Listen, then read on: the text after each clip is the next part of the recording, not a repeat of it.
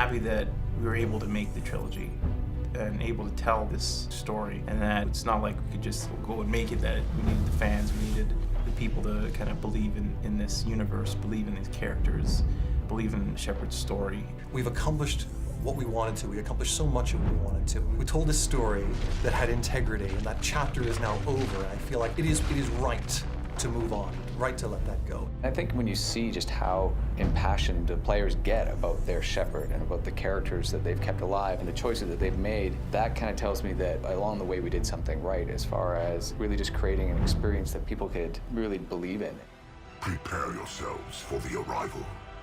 All of this, the whole universe, we've created this galaxy of stuff that is so much better than I think we could imagine. That's because we have this amazingly talented team. And I think the other thing that I'm really thankful for is the fact that we were able to get it all done. And if you think about all the games or even studios over this 8 years we've been working on this that got canceled, or studios that got closed, and it is a tough industry. To be able to say that you want to finish 3 games and you're going to try and tell that story, and then to get to the end and we were able to finish it all, it is pretty amazing, and I think we're very fortunate to have been able to get to the end and finish the process. In the entertainment industry, I think that we have a gift to be able to provide people with an escape, and especially in this day and age where people really need to escape more. I started out as just a BioWare fan like so many other people. I still remember the day I went to the store and bought Mass Effect 1. I was very excited. I'd been following all the press on that game leading up to its release. Ran home and really just played the heck out of that game and was blown away by the universe they'd created and the characters and the story. I've been with these characters for a really long time, and it does feel like seeing friends that you're probably never going to see again, and a lot of bittersweetness to it. I go home and I talk to my wife, and she looks at me, she goes, "What's wrong?" Like, you know what? You're getting ready to say goodbye to a very close friend. It's something that's been with me for 6+ years now, so very aware right now. What's going on? Couldn't say. Just told me they needed you. I feel incredibly lucky to be able to play a female character like this, to be able to play a leader who isn't necessarily a man or a woman, just a leader. He's a Spectre. Everything he touches is classified. I miss Garrus. I love Garrus. I remember playing Mass Effect 1 and not being able to romance Garrus and being pretty upset about that. And then in Mass Effect 2, I remember the head touch. And I was like, this is all I needed.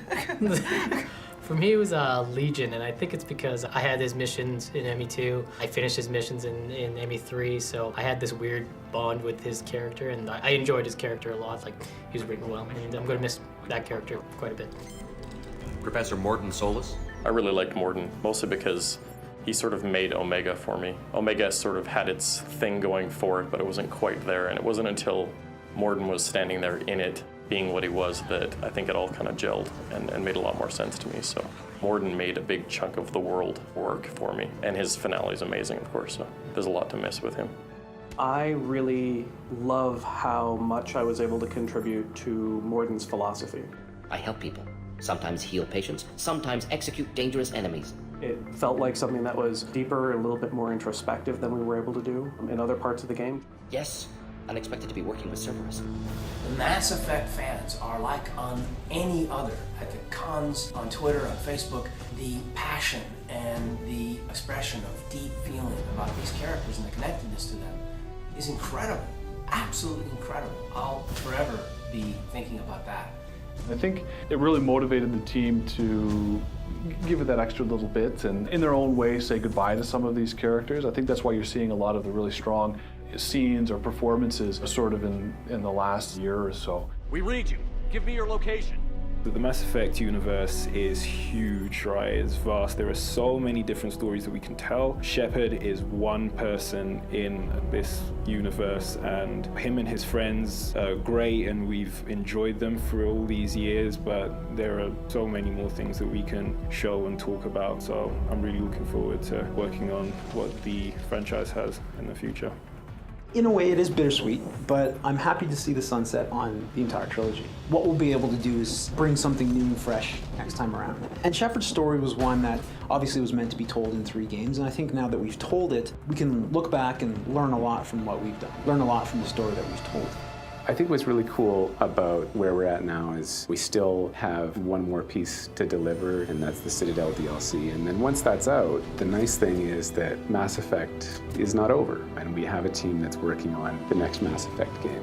And we're thinking about what that would be and how we can bring back a lot of these things that we love about the Mass Effect universe, and to continue to tell the story and to continue to find ways to live in this universe. So long, Commander Shepard. It was really fun being you.